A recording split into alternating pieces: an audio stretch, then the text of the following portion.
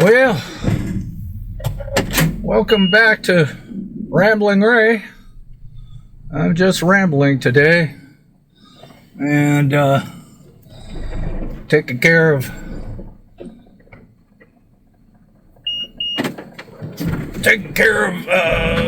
errands and talking to you and just trying to solve all the world's problems, which aren't solvable, by the way. Don't fool yourself. Just solving all the world's problems. And wonder if this fellow's gonna get out. There ain't no car around anywhere. I don't know what the problem is. Okay, there he goes.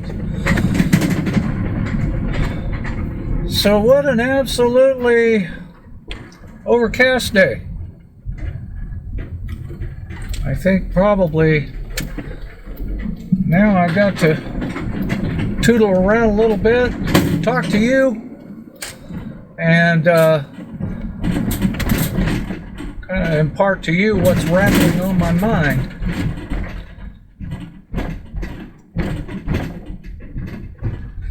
You know, we live each day, and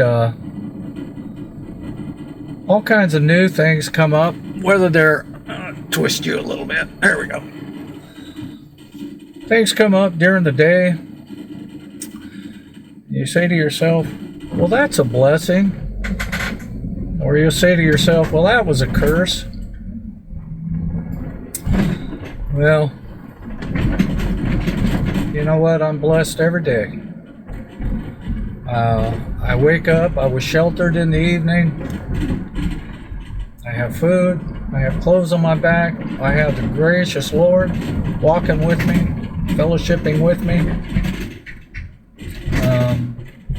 His Spirit, the Father's Spirit, dwell inside of me. And a lot of people don't have that, you know, because the path to destruction and death is broad, very broad. But the path to the gate is narrow. What does that tell you? Well, we don't care about those things while we're alive and having fun and going through our day and life and ups and downs. Well, generally, if you're down, you'll look up. Isn't that weird? You look up if you're down, or some kind of adversity has come into your life, and you look up. Why me? Why am I the one that's being, affected negatively? Finance, relationships, job, health, whatever the case may be, children. Whenever we're down, whenever we're hit with, struck with something that doesn't flow with the good feels of the day, we look up. And we may look up cursing, blaming. Why me? Or maybe look up and ask for some help. The sad part is you have to examine what's in your heart when you ask the Father for help. You ask the Savior for guidance to walk with you. Because today, in this lawless society that we're in, this lawless world that we're in, a lot of prayers aren't getting answered. And we certainly do not want the Father to turn his back. We certainly don't want that. You know, you look at the prophecies and the prophets, how they describe this country in the beginning, and how the country evolves. This country, the United States. Oh yeah, it's definitely written in the scriptures. You just got to see it. We are definitely in the last days. Now, the last days may be 100 years from now, maybe tomorrow, maybe the next hour. We don't know. Because nobody knows when our Savior comes back. Only the Father knows.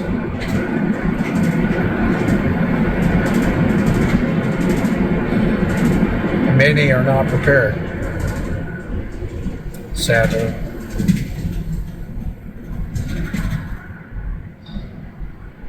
Our moral compass is all out of whack. It's not pointing in the right places.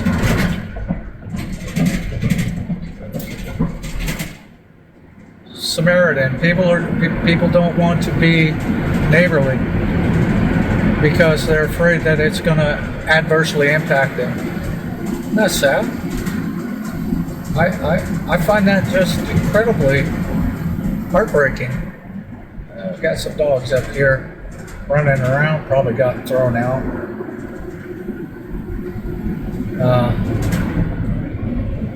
And you just think that people would, do the right thing. And do the right thing without expecting anything in return. Sadly, you hear the cliche, you don't get something for nothing. Well, yeah, you do. You do get something. You get a sense of gratification and a sense of jubilee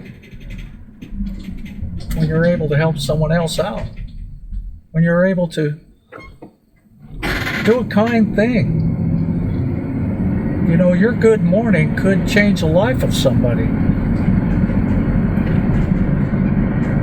You helping someone out in time of need, and you can discern if someone is marking you. You can discern that, and you can address that with love.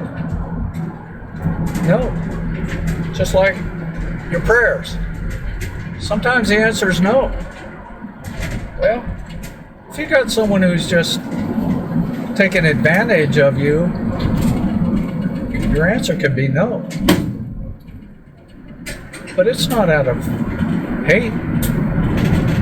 It's out of love. It's out of love.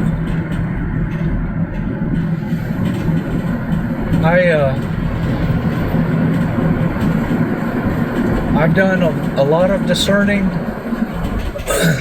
in many groups, church groups, public groups. You know, got to go with what your heart tells you. And with that, you know, what your mind tells you. I mean, we're all critical thinkers if we want to be.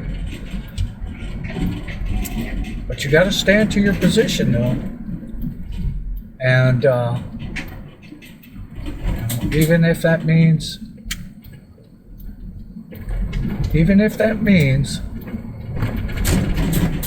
losing someone or a group, being canceled, doesn't matter. You're just passing through.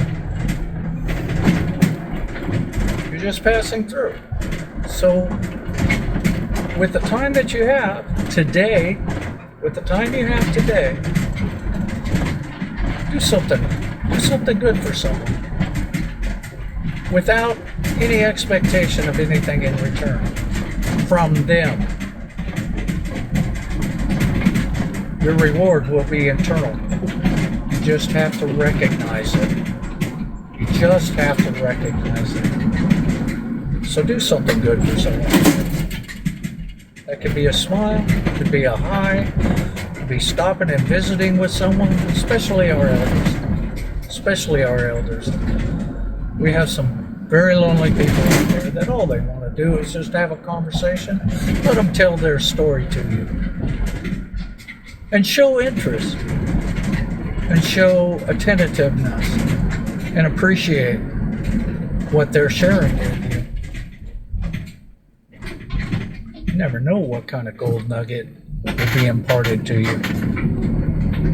So take your time. Be nice. Be good. You're going to get wronged. You're going to get, someone's going to be ugly with you.